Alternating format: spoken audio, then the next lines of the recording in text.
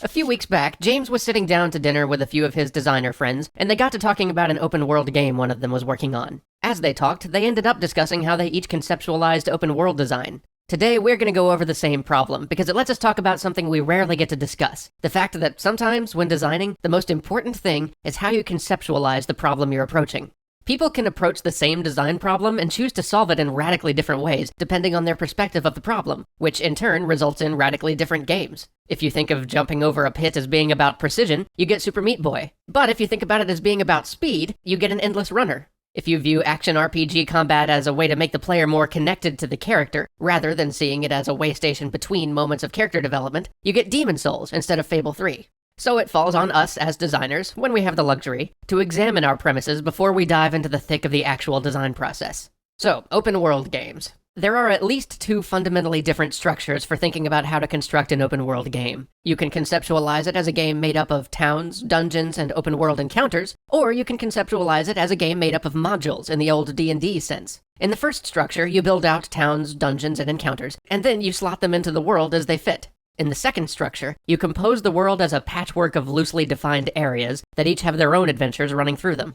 We end up using the Elder Scrolls series as an example a lot because it's the biggest budget, most marketed, longest running fantasy open world series out there, but it's a good example of the first design philosophy. None of us have worked with Bethesda before, but I'd wager that even their team structure is set up along these lines, with different people making the dungeons, towns, and encounters, and not a great deal of time spent coordinating between the groups to make areas of the world feel like holistic zones with their own adventures and multi-quest micro-stories running through them.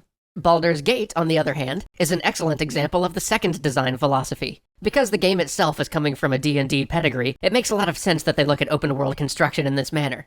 If you look closely at that game, you'll find that each of the zones on the map feels like a unified place with a mini-narrative running through it.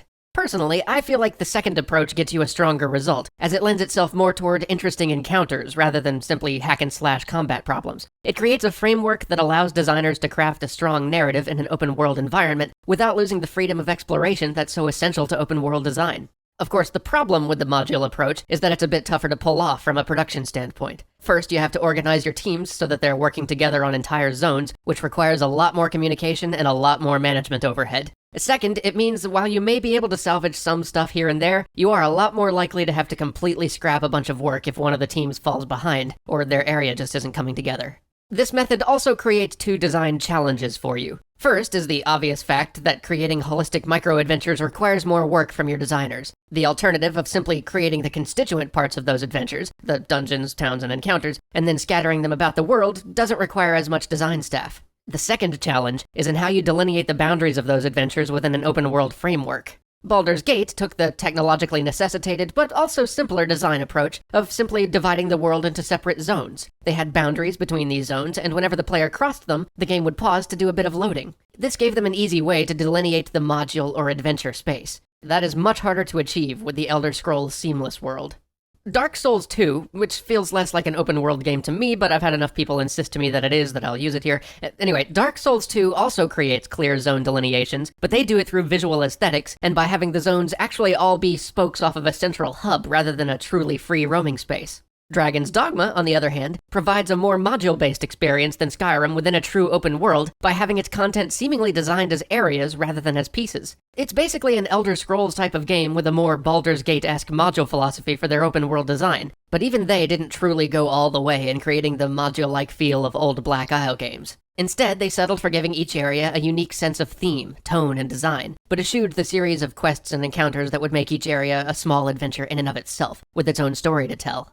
Actually, some of the best modern examples of module-based open worlds come from MMOs. If you look at World of Warcraft, many of the zones there, especially later in the game, feel like unified adventures with little stories of their own. But they too couldn't do it without clearly defined zones. On the production side, I think all these problems are soluble so long as you go into the project thinking of your world as a patchwork of modules rather than simply a collection of dungeons, towns, and encounters. On the design side, it's something you're going to have to play around with in pre-production. It's easy to do the module thing with clearly defined zone borders, but without zone borders or artificial gating, making these adventures feel natural and keeping the player from getting lost in a mishmash of overlapping modules as they inadvertently cross between them is something that will probably require a unique solution for your game, as there's not a whole lot of successful examples to draw from. Oh, before we go, I wanted to say something about sandboxes.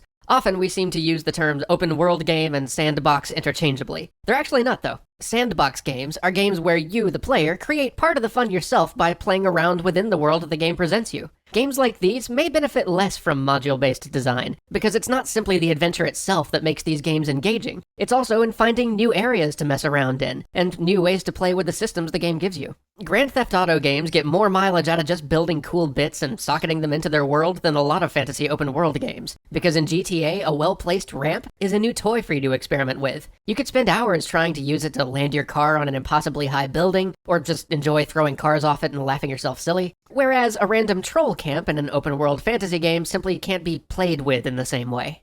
So if you're thinking about creating an open-world game, consider what your design approach should be. Do you want to conceive your world out of a patchwork of modules, or would you rather create a single huge space and sprinkle dungeons, towns, and encounters all over it? They both have advantages, and they both work. But I gotta say, I'm looking forward to seeing a game crack the problem of providing modules, mini adventures, and tiny cohesive stories in a seamless open-world design.